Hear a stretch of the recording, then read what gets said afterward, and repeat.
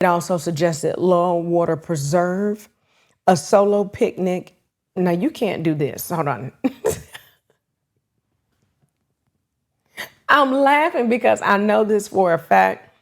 For a few years, we had a annual membership to Atlanta Botanical Gardens. And we've been stopped more than once. When I go out with my kids for the summer, I love to have snacks.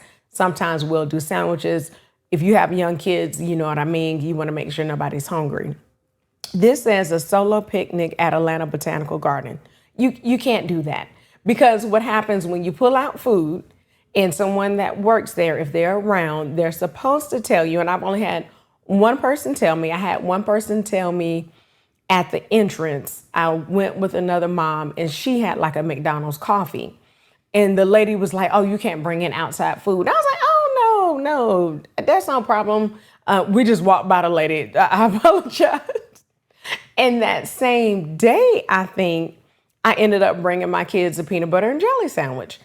So what we did, we took out the sandwich, started eating it. It was a young lady that worked there. And she was like, "Oh, no, you can't eat here.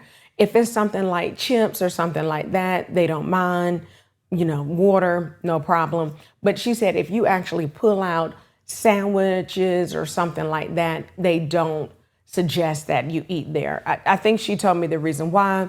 I couldn't believe it. And of course we stopped eating. I think we stopped eating that day. Now I've had an annual membership for several years before that and after that particular incident. And I'm seeing moms all the time eating with sandwiches with their kids. Of course, you're going to have some type of chips or something like that or crackers. But I don't want to be here to say that's okay to have a picnic at Atlanta Botanical Gardens because you can't. It's something you can't do. You're not supposed to bring in outside food. Now, if you want to, they do have a restaurant in Atlanta Botanical Gardens where you can buy food